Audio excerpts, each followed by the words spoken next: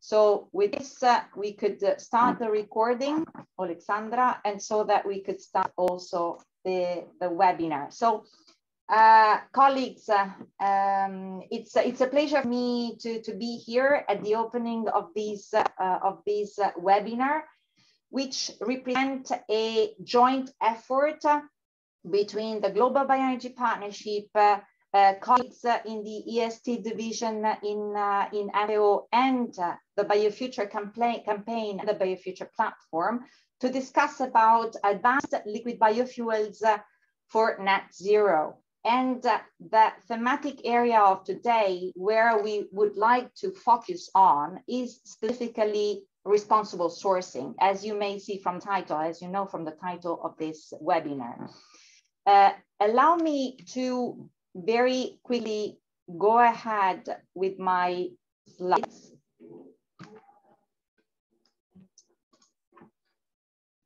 Right. I'm sure you all well know and have a very good background and experience with us as Global Bioenergy Partnership. Just very quickly, for those that do not know us as an initiative, the Global Bioenergy Partnership is an international initiative focused on the sustainable development of bioenergy. It was established to reflect the mandate of the G8 in 2005, and since then we received renewed mandates from the G7, G8, and G20 since then. Brazil and the US are the co-chairs of the partnership, and FAO is one of the founding partners and also hosting the secretariat in the FAO headquarters in Rome. And as you can see from the slide, we have more than 80 between partners and observers, between governments and international organizations, as you may see from the map and the list of logos of organizations that are joining. Well, to contextualize this webinar, in the context of the GBEP Working Group on Capacity Building, one of the various activity groups, activity group number 8, which very much focused on advanced liquid biofuels, which led by the US, has the main objective, this activity group, to facilitate exchange of knowledge, lessons learned, experiences, technologies on advanced liquid biofuels. So that's the main objective of our work under this activity group. And of course, in this context, the use of the GBEP indicators, sustainability indicators, would represent a tool in order to facilitate the sustainable development of advanced liquid biofuels. But happy, of course, to exchange lessons learned with other colleagues, as in the case today. Allow me just to mention that as part of the activity group 8 activities, last year, we collected several experiences on advanced liquid biofuels, and this collection is available on the GBEP website.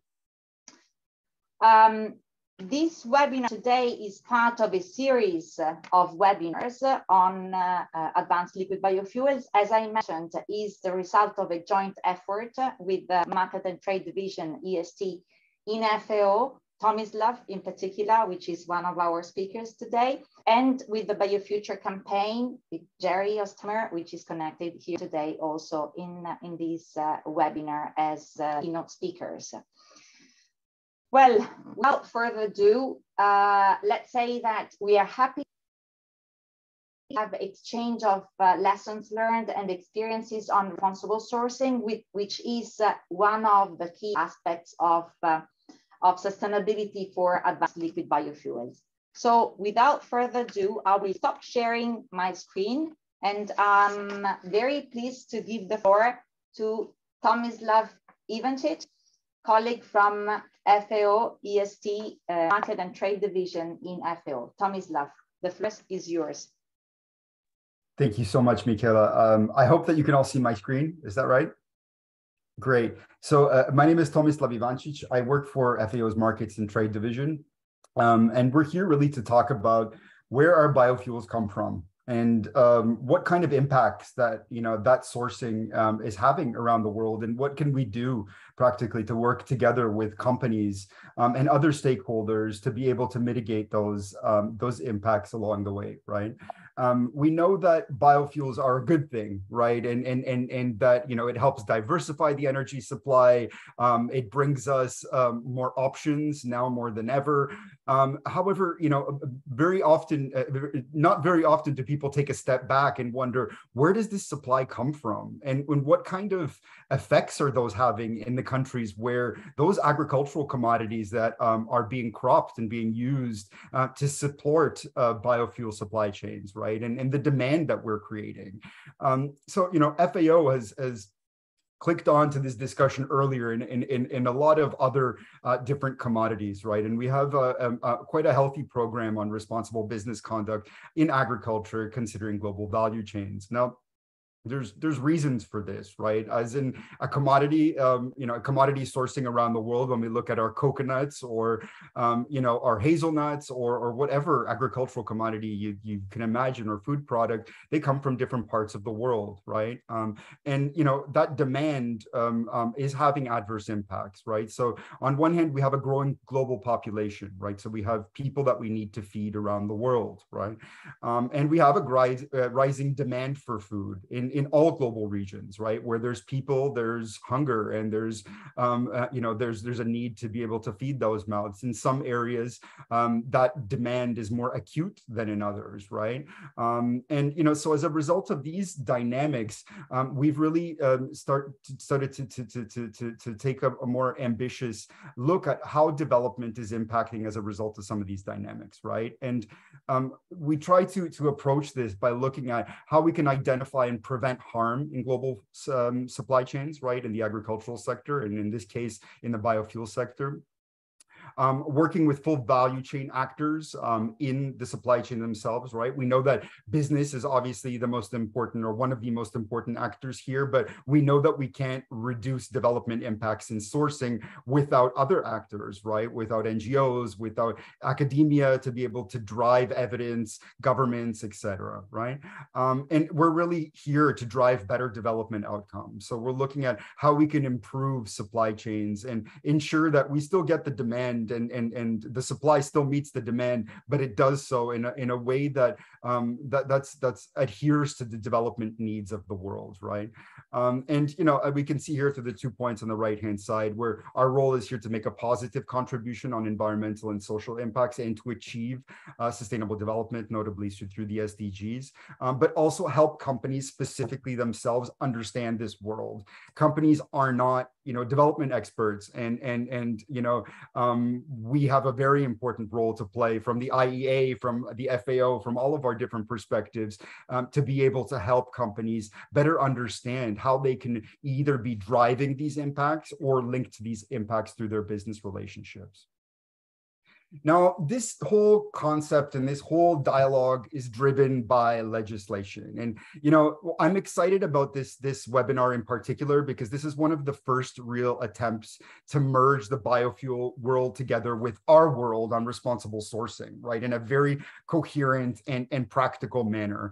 You know, and a lot of times, you know, these parallel worlds that we create and try to better the world through development, and, you know, in this case, in the biofuel sector, may not be aware of some of the rising challenges that companies are facing that are making them have to really think about responsible sourcing and development, right? So this graph here, you know, just really denotes what I'm talking about. From 2010 to 2022, right, we're looking at a 12-year period, not 30 years, not 50 years, 12 years. Within a 12-year period, we've had a huge increase of legislation that's requiring companies in all supply chains and in all sectors to address more, to address how they're impacting development, right?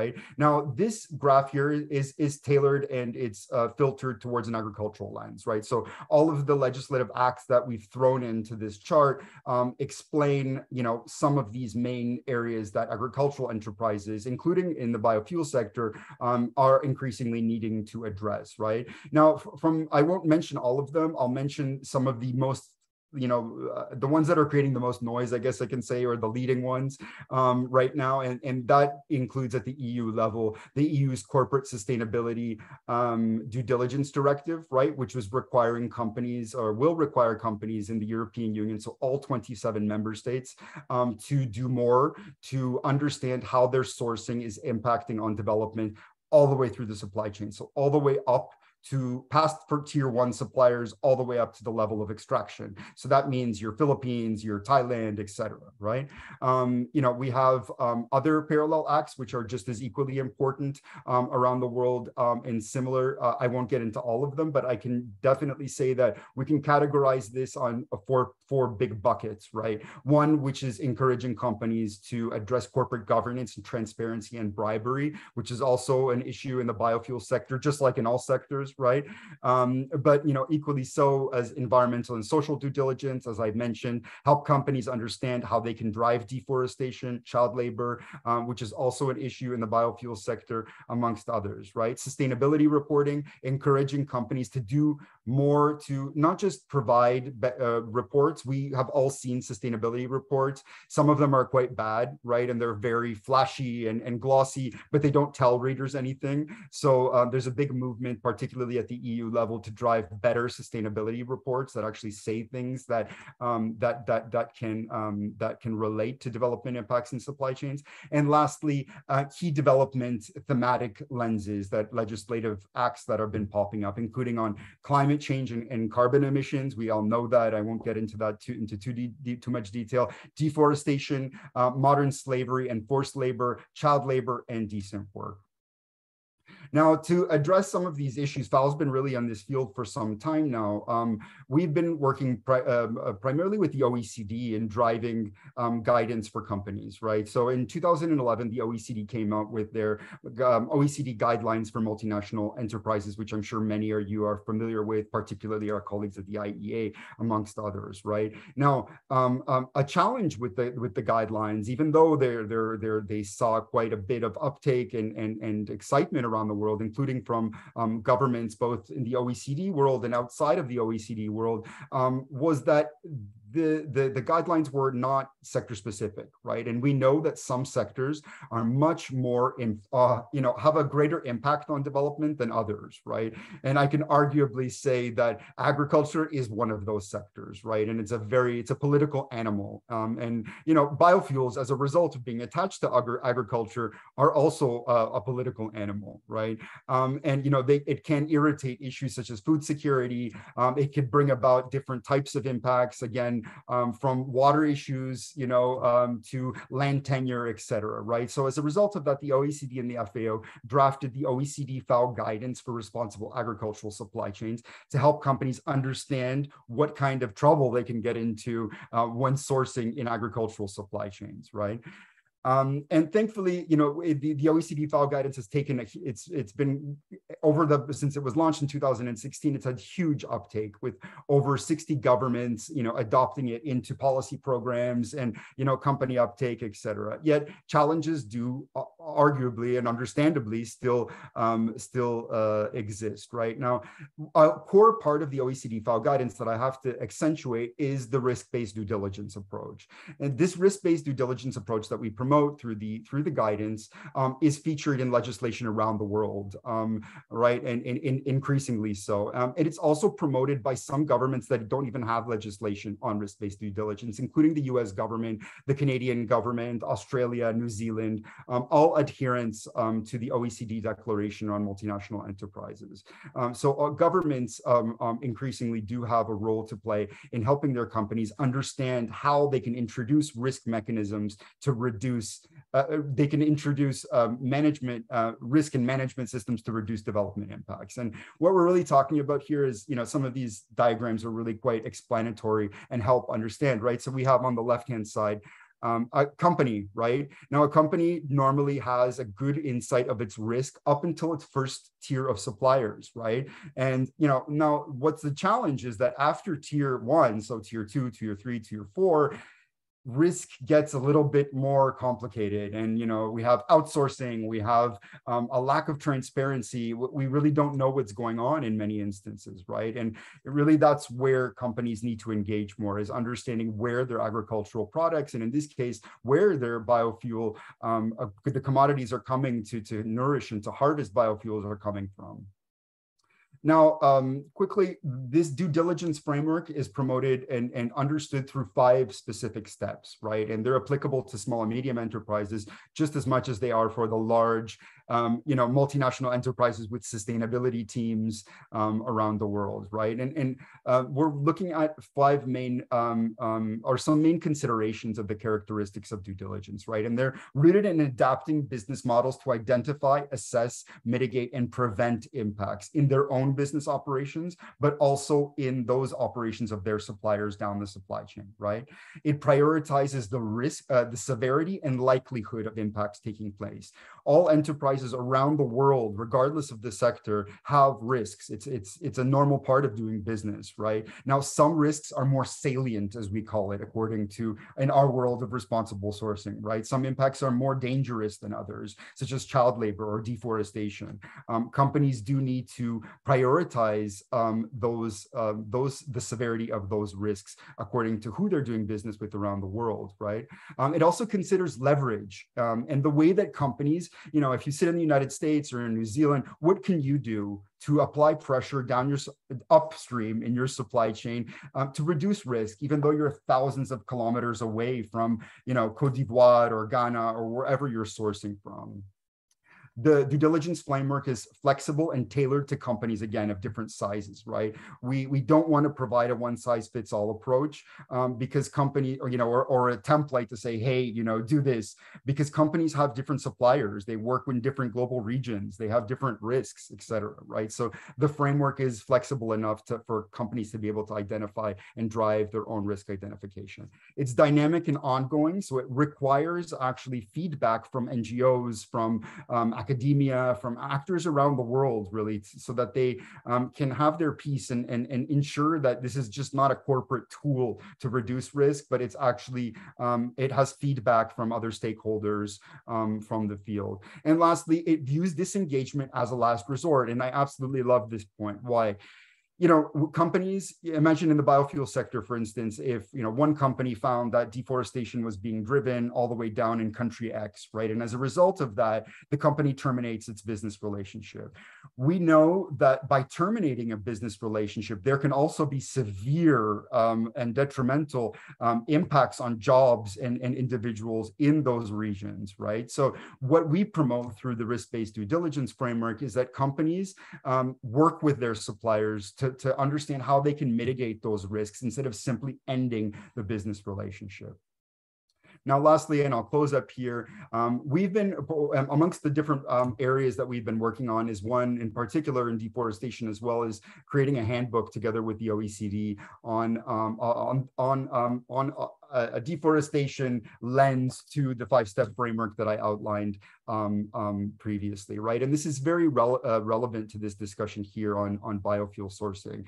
So, increasingly governments and companies around the world want to know how they can reduce deforestation risks in addition to others, right? And in the biofuel sector, this is something that's, particularly relevant, and we hope to be able to connect those two worlds together as we move along. Michaela, I'll pass the floor back to you. Thank you very much for your time, colleagues. Thank you so much. Thank you, Tomislav, for your extremely interesting background, and also to somehow start developing the path of the following discussion regarding how to take into consideration the risks, how to go from there to the development together with a joint effort. And now, allow me to give the floor to Gerard Ostheimer. Jerry is co-manager of the SAM Biofuture Campaign. Jerry, the floor is yours, and we perfectly see your slides. Please go ahead. You're muted. Thank you. It's a pleasure to be here. That was really interesting, Tomislav. Very interesting to see how the OECD builds those connections between recommendations and legislation. So I am going to introduce some aspects of the biofuel space. So I'm actually going to give a talk that is kind of similar to Tomislav's talk, except it's very biocentric. And so I think these two together provide a useful introduction. So what has happened is that the need to defossilize hard-to-abate sectors is driving ever-increasing interest in bio-based fuels, chemicals, and materials. And this is very interesting because it's resulting in a number of new participants in what could be called the global bioeconomy. And what we're seeing is every new entrant has to climb the learning curve themselves. And so we see people doing the things that we did in GBEP 15 years ago or more. And I initially found this incredibly frustrating because, well, why couldn't they just learn? But this is actually how they're learning. The problem is that because of the pressure on them, the connection between their learning and real world behavior is precarious. And so what we have, though, is with every new entrant, we have an opportunity to break out of old paradigms around sustainability, but we also have the opportunity for out-of-date arguments to be resuscitated. And so, so as we consider the bioeconomy policy ecosystem, even 5 years ago, it was quite crowded. And so this mapping shows on one end national organizations, and on the other end, we have more global organizations. And at the top, we have more technology neutral, and at the bottom, we have technology specific. And again, this is out of date now. So since then, we've had, as I said, a number of new entrants from the aviation sector, the maritime sector, but actually really interestingly from the finance sector. And so as Tomislav alluded to, ESG and ESG investing has really kicked in. And so we have this whole situation around voluntary carbon markets. And I'm using scare quotes. And I have a cold. It's not COVID. Anyway, so I'm using scare quotes intentionally to scare you, because these voluntary markets, there doesn't seem to be anything voluntary about them. These are non-governmental actors that are putting in place very powerful financial processes. And I was sort of tangentially engaged with the Climate Bonds Initiative as they put in place their bioenergy criteria. And we felt that they got a lot of it a little not right. And so there's a lot going on. And then we have all these climate campaigns. So we have all these people that are extremely eager, as Tomislav said, to show that they are driving down their emissions. And that eagerness is causing them to either take on or abandon technologies or approaches very, very quickly. In addition, there are the policy environment is getting increasingly complicated, where governments are getting very engaged in the evaluation of what is sustainable and evaluation of carbon intensity of different products, because this feeds into their NDCs, this feeds into their public policy. And we have Brazil, we have California, Canada just put in place its own legislation. The EU, I think, what are we on? RED 4, A New Hope. And we have, the United States, and we have ICAO. And so lots going on in the policy space. And so what has emerged recently, and again, this is a shift, is that the new conventional wisdom is that there is such a thing as sustainable biomass, but that it's very, very limited. And that society must think very hard about how it wants to use it. And there's tremendous pressure for society to decide today what that biomass is going to be used for. And a lot of the people that are actually in the bio-based economy get very nervous when they see this rush to judgment, because they see new technologies coming, they see new risks coming, they see new potential coming. And the fact of the matter is that while agriculture is a massive undertaking in the world, one could argue that we as a species, we haven't thought deeply about land management. So there could be opportunities to sustainably intensify. And so we need to think deeply about all these things. And that's why this connection now between the energy space and the agricultural space, and this discussion in practical terms around supply chains is very needed and very useful. And so we're very happy to be having this event. Okay, and so let me just make the following, is that when you have all these diverse actors and when you have all these diverse players, that it actually places a burden on a nascent industry. And so if you're having to fulfill different sustainability requirements or different carbon intensity calculations for different jurisdictions or for different purposes, it gets very burdensome. And so industry has spoken to us in the biofuture community, asking us if it would be possible to enable a more common approach. And we're not sufficiently naive to think that we're going to get this one global. We don't think that that's ever going to happen. But what we wonder is if we can drive a greater mutual understanding and mutual appreciation and greater reciprocity between jurisdictions. And so how can we do that? Well, there are different fora in the world. The OECD is one of them, but another forum is the Clean Energy Ministerial. And I think you'll see that there's a lot of overlap between the OECD and the Clean Energy Ministerial.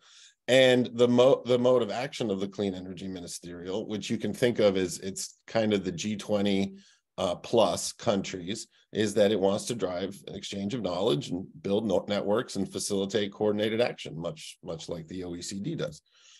And within the Clean Energy Ministerial, there are many, many initiatives. It's been around for about 13 years. There's many initiatives, wind, solar, CCUS, gender training, education, very ambitious, many countries. And recently, as I'll explain, we have a new activity around what we call the Biofuture platform. So it's a subset of countries. It's Brazil, Canada, India, Netherlands, and the United States. I should have those flags in the corner. I apologize. They created an activity called the Biofuture platform, or they repurposed an activity called the Biofuture platform that is very much committed to working on understanding biomass availability and sustainability governance, which so the overlap with the supply chains is strong. And then we also have this activity under the platform called the campaign, the Biofuture Campaign, which is our vehicle for industry engagement. So if I had a little more time, I could have imagined drawing another arrow and connecting to FAO, GBEP, OECD work on supply chains, which I think we should think about deeply. Okay, so this is a little bit more history for the Biofuture platform. It's actually composed of 20 plus countries with a number of supporting organizations. I don't know how GBEP isn't listed. That's very strange. And where we are today is that we now have the US is the chair, and we have our industry engagement in full swing. Okay, so just to finish up quickly, let me just say that the community takes biomass quantification and sustainability governance very seriously. This is largely because of the perceived risk regarding uncertainty and the availability of biomass prevents projects from being developed. So we want to de-risk projects by promoting a clear evidence-based message on feedstock availability and sustainability. And so we're looking to drive that increase in mutual understanding with all stakeholders. I'm going to skip that. And I think I just want to largely finish here. So this is an image that I stole from a Energy Transition Commission report. And what this is pointing out is we have on this axis breadth of participation, so number of participants in a given activity. And on the y-axis, we have depth of coordination. And in the clean energy space, so this is everything from EVs to aviation. And we have this unfortunate arc where we have some entities that are have a lot of participation, but they don't have a lot of coordination. And we have some activities with a lot of coordination, but not a lot of participation. And we're hoping that at least in the biospace, that we can pull in people like Clean Skies for Tomorrow, Tropical Forest Alliance, ICAO, et cetera, so that we can actually increase the coordination. And that's why we're doing things like we are today. So as an example of this coordination, we just had an event called the United States hosted a meeting of the Clean Energy Ministerial and Mission Innovation. This was known as the Global Clean Energy Action Forum. And the Biofuture arm of this work was able to assemble a CEO Minister Roundtable where we really had, for the first time, a number of energy ministers and a number of industry leaders beyond Europe, so North America, Asia, et cetera, come together and make several calls for this kind of collaboration and coordination.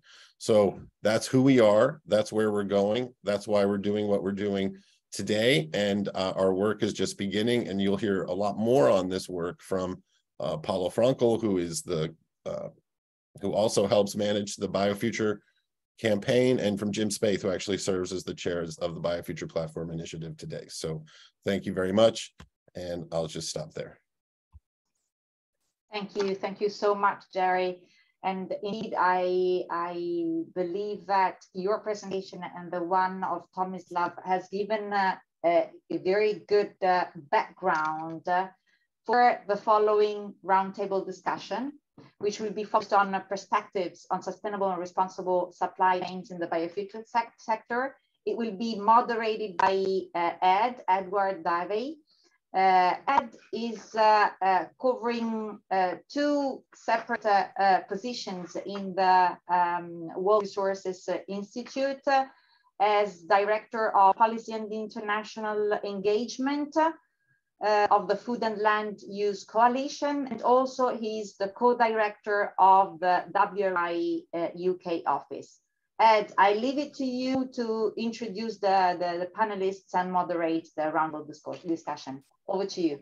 Thank you. Thank you, Michela, and hello, colleagues. It's a great pleasure to be with you. I'm the least knowledgeable person in the virtual room on these matters, which means I'm very happy to say my role here is to ask questions of 5 incredibly knowledgeable people in turn, starting with Paulo Frankel, then Riccardo Gorini, Jim Spaeth, Raffaello Matarazzo, and Lisanne van Wijngaarden.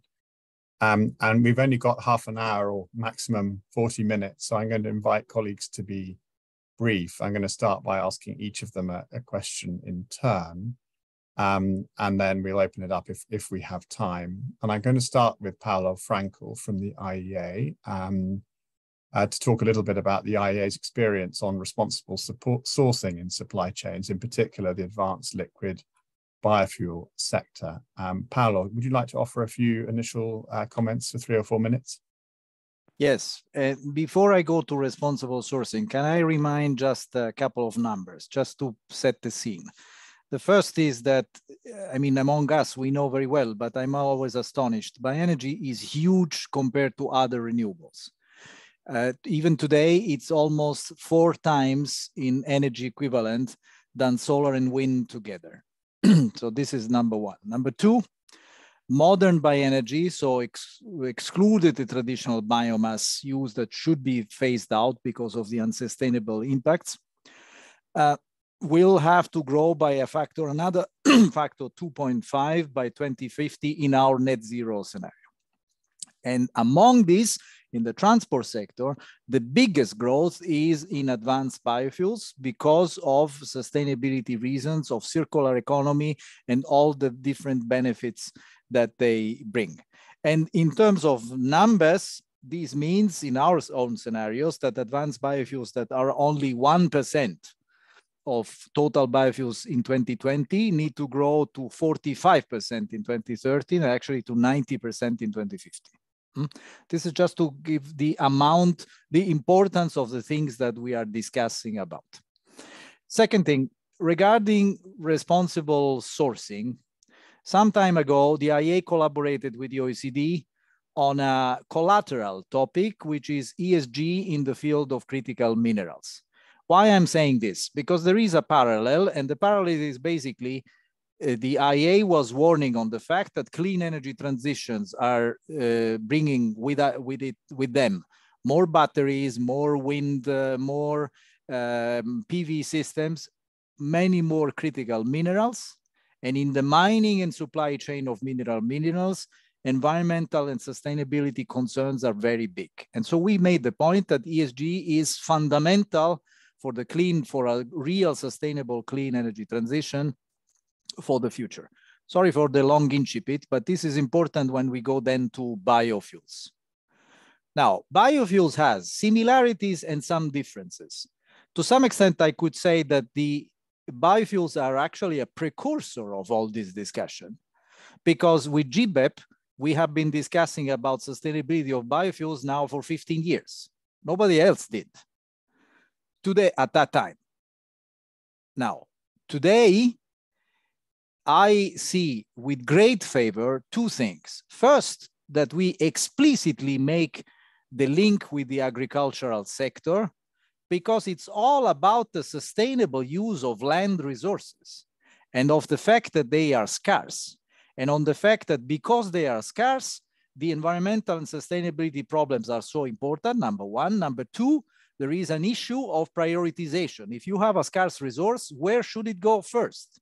And where should it go first has multiple criteria, one of which, what are the other alternatives if it goes, I'm just talking loud, to energy applications instead of aviation fuels or instead of food.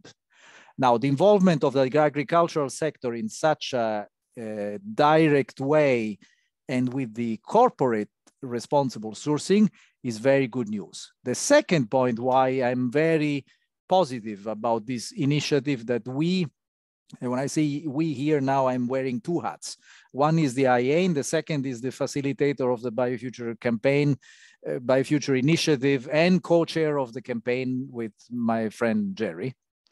Now, bringing industry is always a very good thing for a couple of reasons.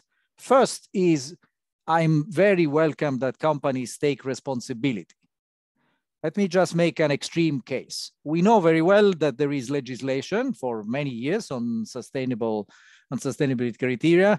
If there is still a market, some people will still do illegal lodging or illegal procedures in agriculture. The fact that the whole industry chain, including the downstream, takes responsibility for this is a big, very welcome news. Second reason why for us, we see this with great favor, industry has the real data. We need to do this based on real measurements, on real case studies, and not just on university models. And here I stop. I don't say anything else on iLook, but you can imagine what my feelings are. Measure, monitor, and control and manage.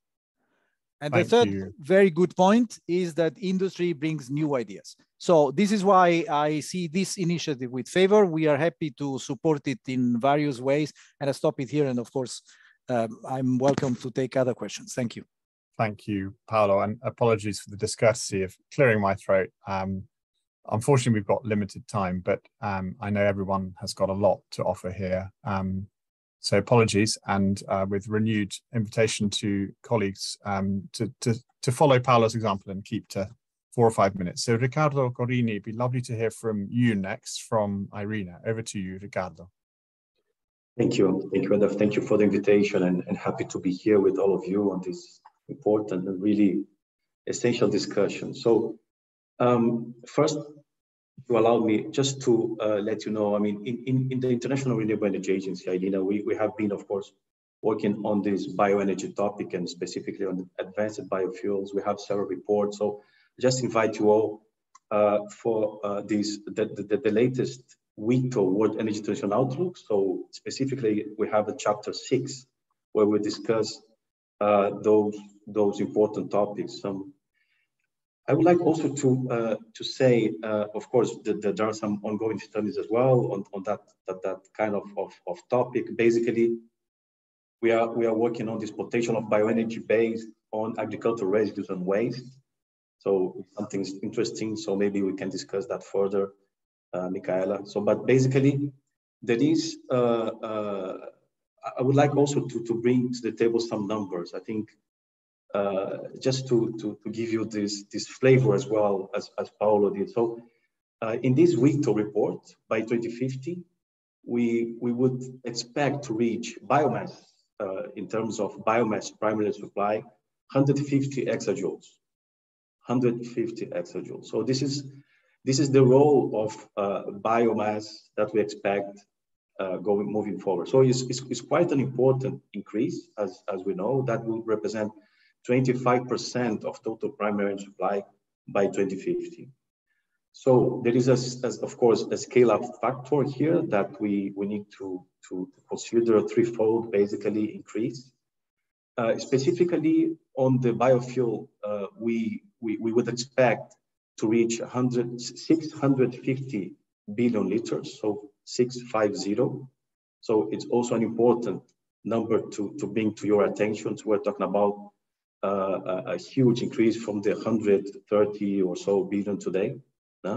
So I think this is just to bring to you the importance of what we're discussing here. And of course, most of the 2050 numbers are related to modern and advanced biofuels related to the Sustainability Act. So, and this implies an important market growth in different regions. So as we know today, what is happening is, of course, exports from different regions such as US, South America, to Europe, and of course also Southeast Asia to Europe. So there is an important component here that we need to consider related to markets and trades. This will increase a lot, and we need to be aware of the importance of that sustainable aspects. That is a very complex topic, by the way, as we all know. So we need to consider specific conditions, locally speaking. So the sustainability aspect has to do with the very specific topics related to the context of where we produce that.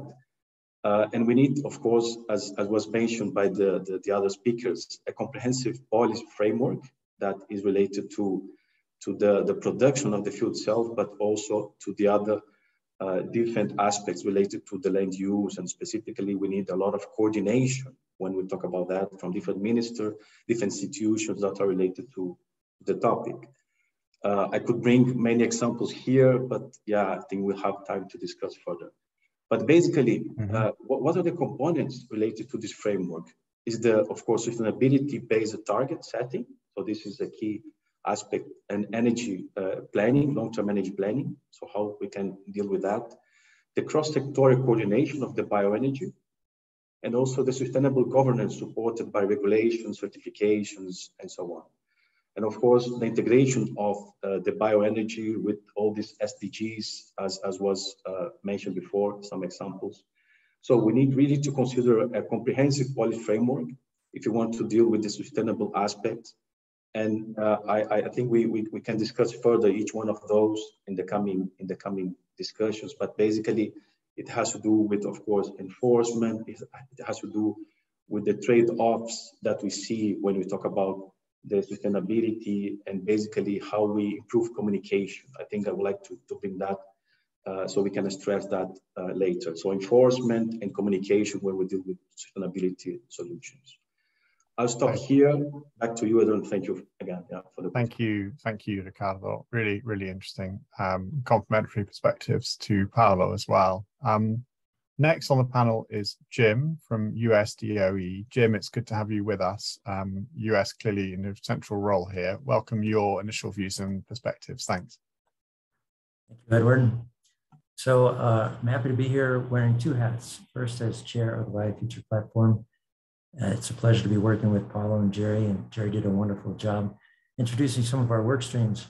But related to this topic under the Biofuture platform, we know that the quantity of biomass is a key challenge and question mark, and the quantity of sustainable biomass being an important lens on that availability and quantification. So we're working hard on that area, the connection of sustainability and quantification, as one of the most important focus areas, work streams that we have. And we invite more participation. For example, we need to work with the GBEPs and the WRIs and the IRENAs and on and on and on, because we don't plan to do a de novo, a ground up resource analysis. We know we don't have the resources to do that ourselves, but we look forward to partnering towards that end. And then I'll flip to my US Department of Energy hat and give an update on an often cited resource, the US billion-ton study that was done by the Department of Energy in partnership with the US Department of Agriculture. That was initially done in 2011, updated in 2016. And this year we're doing a further update and trying to dive deeper into really looking closely at the resources that are available. In particular, we did not do as detailed a resource on waste, for example, micro and macro algae. And we're also looking at all of the resource, whether it would be used for bioenergy or not. For example, we're looking at conventional agriculture and forestry resources, oil seed and cover crops, just to make sure that we have a lens, a view of the entire resource base available. And we will also be looking at land use impacts and currently used versus currently unused and available land. So we're trying to make it very comprehensive, but then in the end, easily digestible, available on the internet, of course, in a form that can easily be accessed in terms of the data. So we're looking forward to providing that as an example to the world. And of course, from the Bioenergy Technologies Office point of view, none of this can be done unless the biomass is sustainable. And our industry partners are all on the same page. There is no one out there that is trying to cut corners and promote bioenergy, biofuels, bioproducts that do not closely, favorably fit within a very keen and a very close analysis of its sustainable potential. So I'll just leave it briefly there, and happy to answer any questions with the rest of the panel. Thank you. Thank you very much, Jim. I appreciate that very much indeed. We're going to have time for some questions shortly, I think. Raffaello is next from ENI. Raffaello, welcome your views on the role and experience of ENI in implementing responsible sourcing in supply chains for advanced liquid biofuels. Thank you. Thank you very much, Edward. Can you hear me properly? Yeah. Thank you. And thank you not only for inviting me, but also for organizing this event, which is of really important to us, because we think that discussing increasing the public debate in a proper way on biofuels is very positive, and particularly in this specific moment. Let me say that biofuels today are a key pillar of ENI's decarbonization strategy, which will make our company, which is an integrated energy company, net zero carbon to 2050. And so biofuel will grow in our plan. We started in 2014 with the conversion of the world's first biorefinery from a traditional refinery in Venice. And in 2019, we doubled that with the refinery of Gela that became a biorefinery.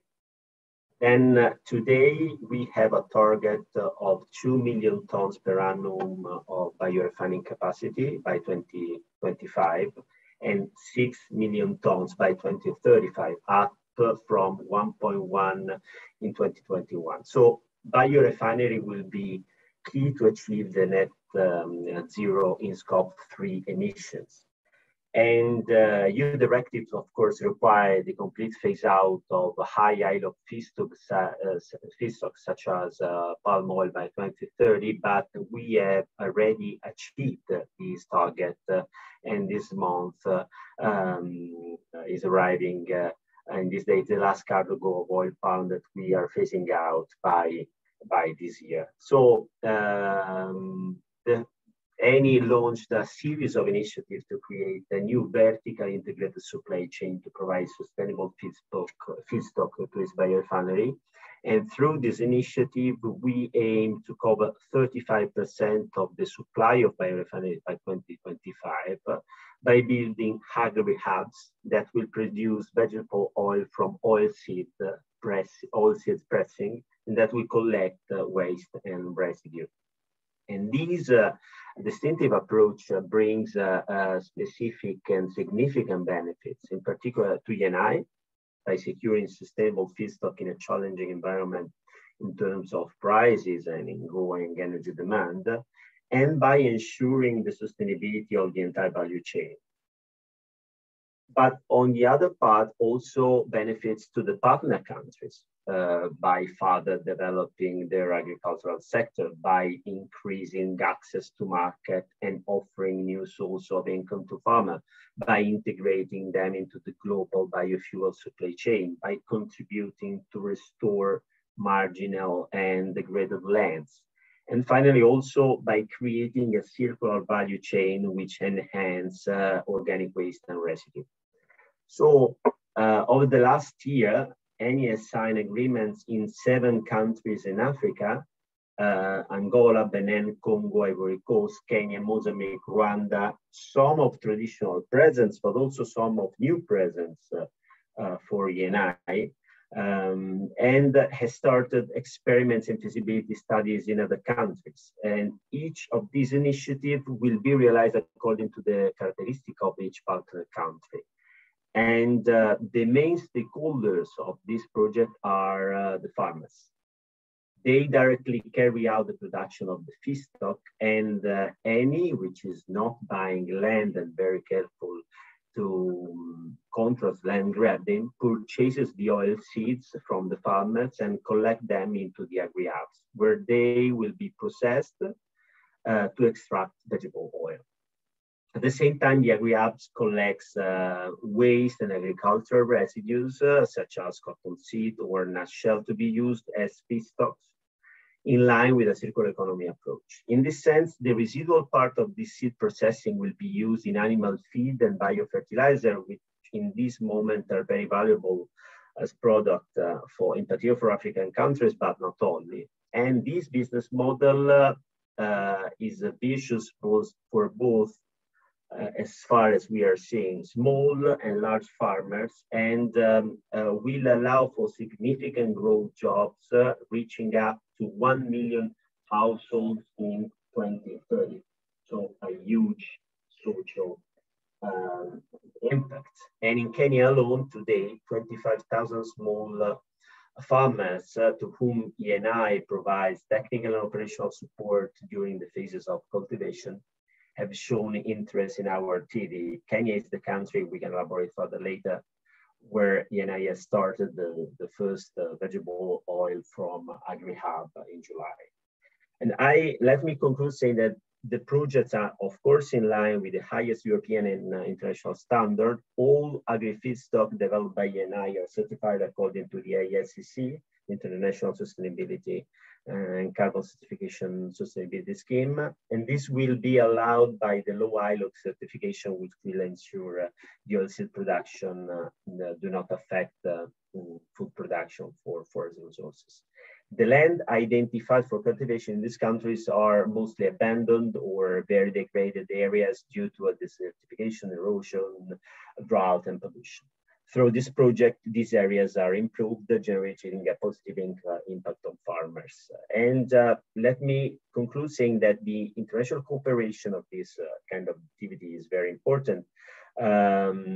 Ricardo was mentioning, of course, IRENA. We have a partnership with IRENA for the capacity building exactly on the biofuel in Africa to develop and distribute capacity building and let grow capacity building in this sector where it's very important. But there are also partnerships to be looked with the international financial institution, IFC, the African Development Bank, European Investment Bank, or others, in order to support, let's say, the upstream supply chain, offering guarantees to the farmers and increasing the impact in terms of support to all the supply chain, and in particular to the farmers, in line with the achievement of the Sustainable Development Goals of the United Nations agenda. I think I can stop here, and of course later on we can mention specific examples in Kenya or Congo where we are experiencing this kind of projects.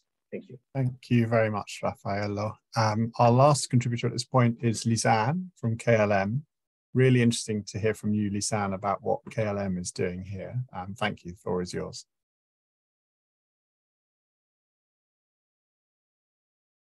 Are you with us, Lisanne? Yes, you are. I can't hear you though. You on mute, maybe? Sorry. No, sadly, we can't hear you. I'm sorry. whilst you're looking at the audio, I'm just going to ask Michela for guidance, whether we can have time to do another round of questions in a moment, or whether I should pass the floor back to you. No worries. Please go ahead. Even if we go beyond, time schedule in the agenda, it's still fine. It's very important to go ahead with these discussions and exchanges. Okay, so then I think we'll do one round of questions for each of you, but it'll have to be quite quick. Lisanne, I'm so sorry. Can you hear me? Yeah, there you go. Bravo. Okay. Over to you. I don't know what happened there, because it was working fine in the test just beforehand. But good to be here, and thank you for having me. I've heard it mentioned a few times that the aviation is a hard to decarbonize industry, which I'm glad to hear. And I think as an industry, we've got immense challenge to get to net zero CO2 emissions by 2050, which is our industry goal. And as an airline ourselves, we've set quite strict intermediate 2030 targets that are currently undergoing validation by the Science Based Targets Initiative. And one of the most important ways in which we can reach these targets and actually decarbonize our aircraft operations is through the use of sustainable aviation fuels. So at KLM, we've got quite ambitious goals in terms of the use of SAF. So our aim is to have SAF account for 10% of our fuel used worldwide by 2030. And we've got a long way to go on this. I'm saying, in all honesty, at the moment, I think it's less than 1% of our total fuel use. So to get to 10% in less than 8 years is significant. But we also have a long track record of working on this. So we've got some experience to kind of fall back on. In 2011, we conducted the world's first commercial flight on blended biofuel. And in 2012, we launched our KLM corporate SAF program, where our corporate partners can help finance the purchase of SAF and then reduce their CO2 footprint of their business travel via air. We expanded that to include also our cargo customers. So now we work together with more than 70 corporate and cargo partners to reduce their emissions there. We also offer our private customers the opportunity to purchase extra SAF. And since January this year, we have added 0.5% SAF to all our flights departing our Amsterdam Schiphol hub. And we offer our customers the opportunity to purchase more than that, of course, but 0.5% is the minimum.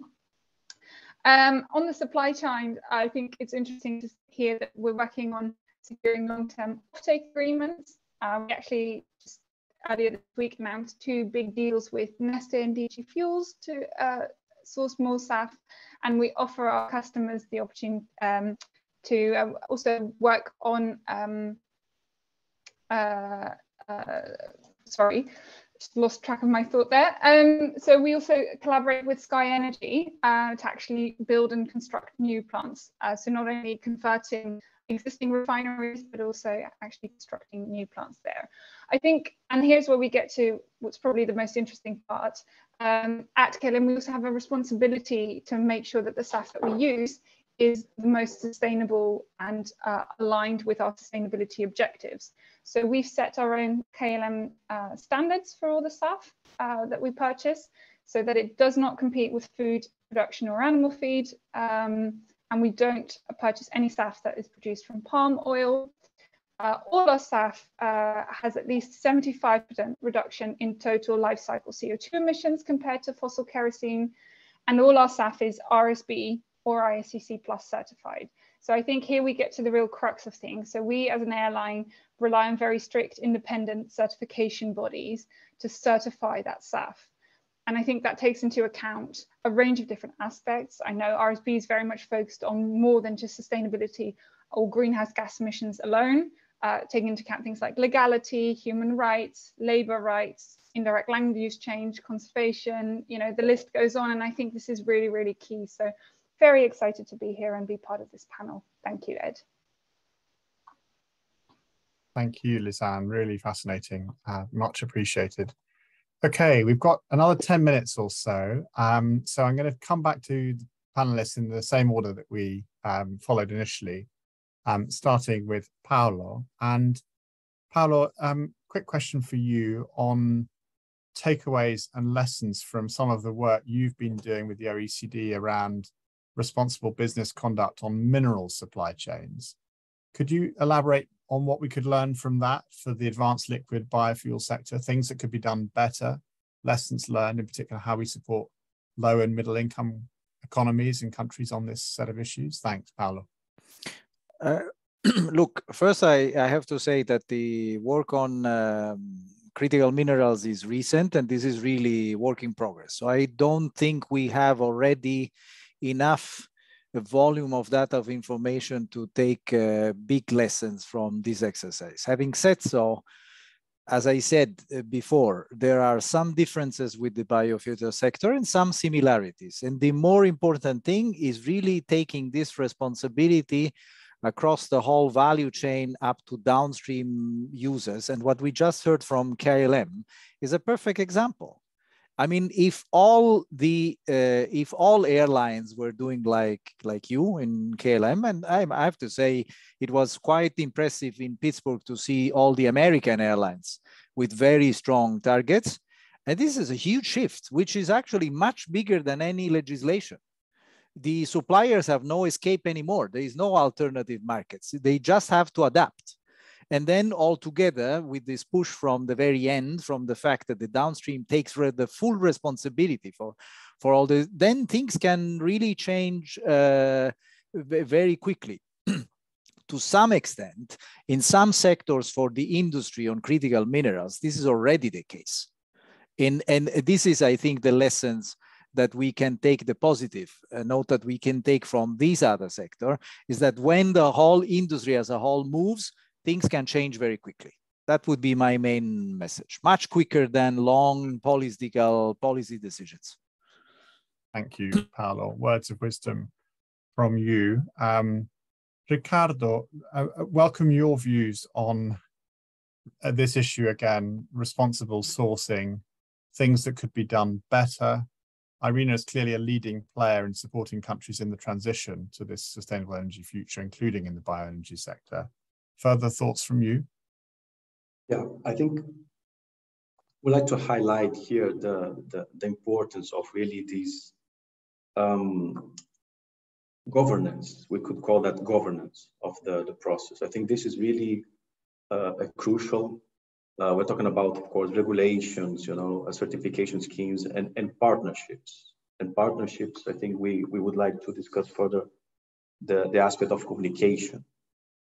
So when we look at these regulations and certifications, I think the importance of enforcement is crucial. And I would like to bring here to our attention the readiness of institutions to do so, if you like. We have different examples in many countries, but as much as we request and as much as the private sector requests the compliances of productions, I think enforcement from the governments and of course institutions that are related to this process of certification as well is very crucial. So I think this is something we may want to discuss further.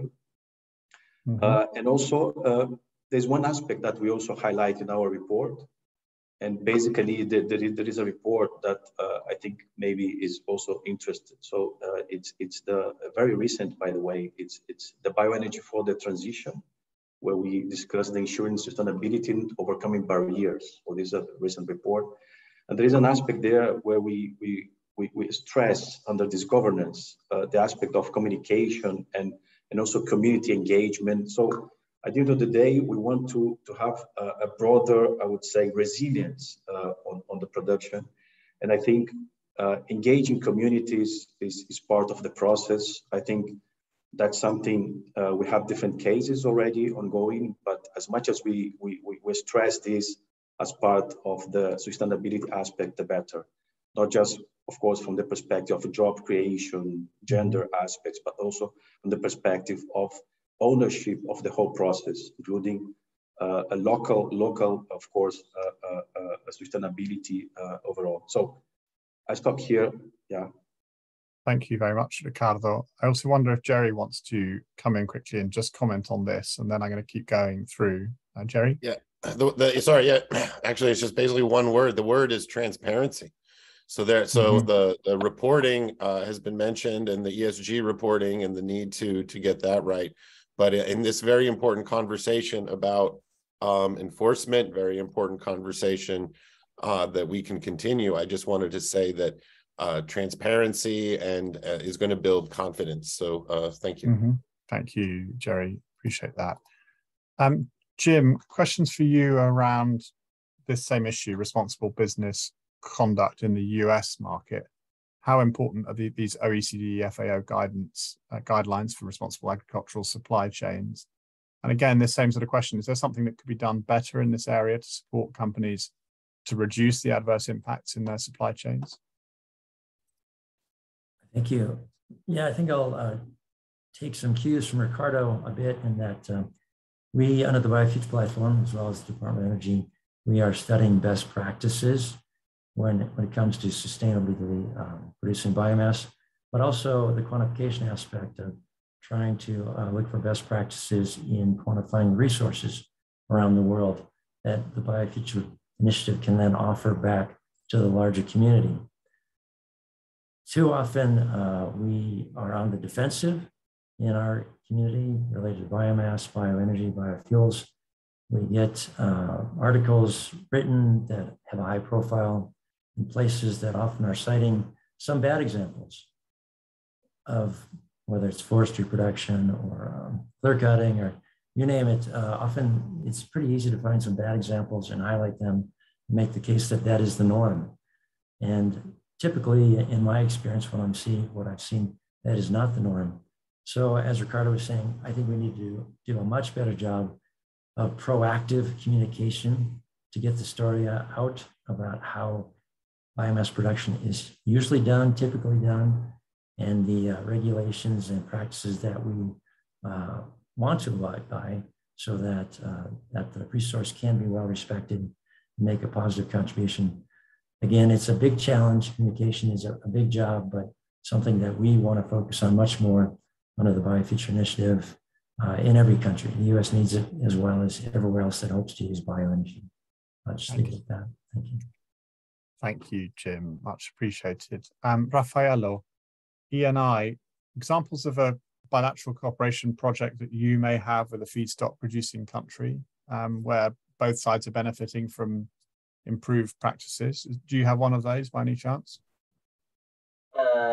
Yes, let me make the case of Kenya, which is the country where our project is more advanced out of the 7 that I mentioned before. And the project in Kenya started in 2021 with a memorandum of understanding with the government. And we are talking about one of the most developed economies in sub-Saharan Africa, with the agricultural sector playing a dominant role, contributing to 33% of the GDP and employing more than half of the workforce.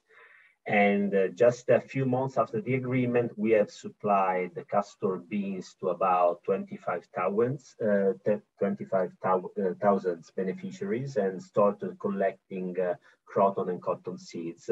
While, as I mentioned before, in July 2022, we started production by the first agri-hub. In the first development phase, during which we will build new agri-hubs, we expect to produce about 30,000 tons per year of vegetable oil, while in the second phase, where we are fully operational, we aim to reach 200,000 tons per year. And in Kenya, Eni is also collecting the used cooked oil, basically fried oil, involved in fast food restaurant chains, restaurants and hotels. And we are raising awareness in the business community of the environmental and health benefit of proper disposal of UCO, promoting a culture in Kenya of recycling and development of a value chain that generates income from waste. And the oil collected in the kitchens is stored in the Eni depot in Nairobi and then brought to Italy. In Congo, besides Kenya, if I have just 1 minute, few seconds more, we are also focusing on castor oil production and same MOU in 2021 with the government, immediately started a pilot phase. And we have a business plan realizing the first agri-hub by the first part of next year, and with a yield of 30,000 tons of vegetable oil per year. And it will be, of course, Congo is a country with different characteristics, less agricultural, but we will be a seed oil processing plant, the one of the agri-hub, but also a multifunctional center where local farmers can receive training and technical support. And we will continue to build also there more agri-hubs and from 2025, we expect to reach a production of 170,000 tons per year in 2026 and 200,000 tons per year by 2030, delivering a significant economic and social benefits development for rural community. And final point, expected impacts include income generation for more than 5,000 households in 2023, rising to 100,000 households by 2030. This is a great opportunity and a few data on the possible impact of this kind of projects. Thank you very much, Raffaello. And Lisanne, one more for you, and then I'm going to pass it back to Michela to close. KLM conducted the world's first commercial flight on blended biofuel in 2011. 10 years later, it operated a commercial flight with the mixture of sustainable synthetic fuel. What do you believe is working, and what may require greater attention to allow greater assurance that adverse development impacts may not be occurring upstream in the biofuel supply chain? Thanks. Thanks, Ed. Yeah, so I think, as I mentioned, as an airline, we rely very heavily on the certification of the fuel to a certain sustainability standard. And to that extent, I think it's excellent that organizations like the RSB are looking broader at sustainability and are linking them to the full SDGs and not just focusing on greenhouse gas emission reductions. And we're hoping very much that all certification institutes will broaden their way of working and their definition and their focus to all of these SDGs. I think there's a role for industry in sort of collaborating with these types of organizations, with governments, to exchange views and deliver input for revision, so that they can be adjusted based on what works, but also still remain ambitious and an absolute sort of top of class standard.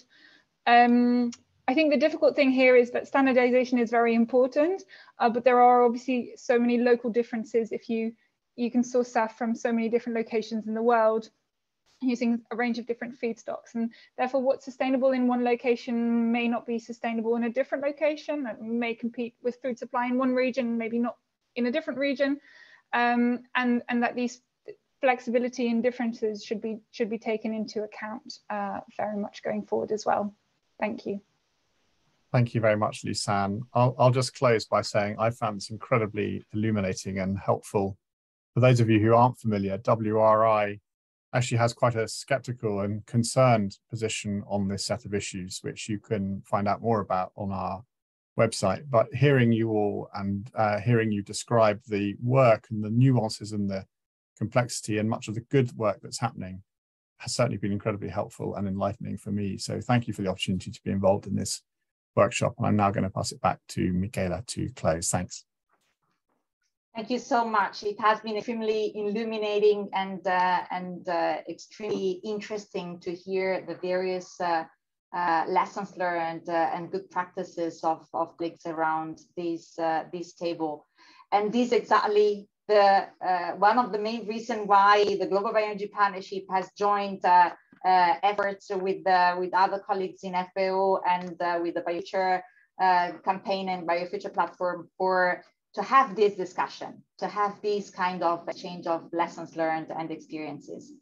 Well, I would like just to mention a few take-home messages, because I've taken some of the main messages that I've heard from colleagues around these virtual table. I would like to summarize with those few points. So first and foremost, the need for corporate governance and transparency. So not only comprehensive policy frameworks, but beyond that. Secondly, the need of monitoring, to keep monitoring sustainability, and the importance to look also at the various feedstocks, at the various local circumstances. And this is, for example, to share the experience of the GBEP indicators as an example, as a basis, as a reference, that was developed exactly having around the same table colleagues, experts from all over the world in order to reflect these differences into the monitoring system, into the indicator system.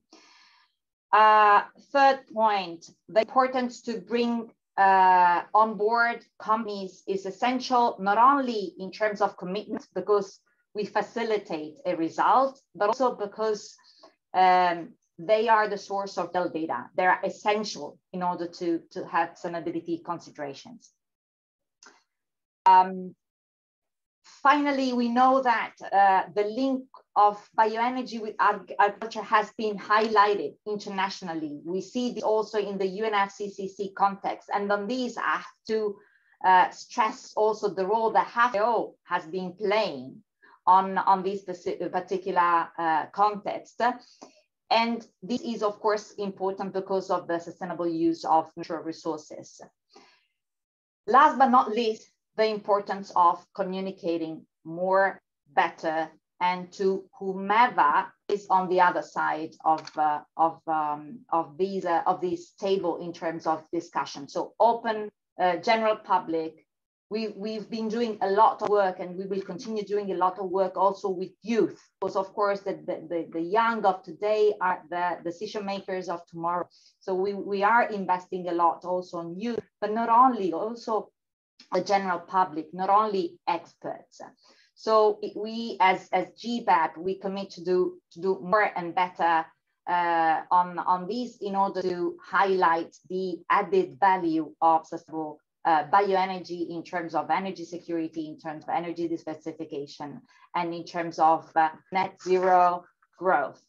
With this, I would like to sincerely thank you all, speakers, panelists, moderator, and participants for your participation, for your interest. The recording of this webinar will be posted on the GBEP website along with all the presentations, the PPE that were presented.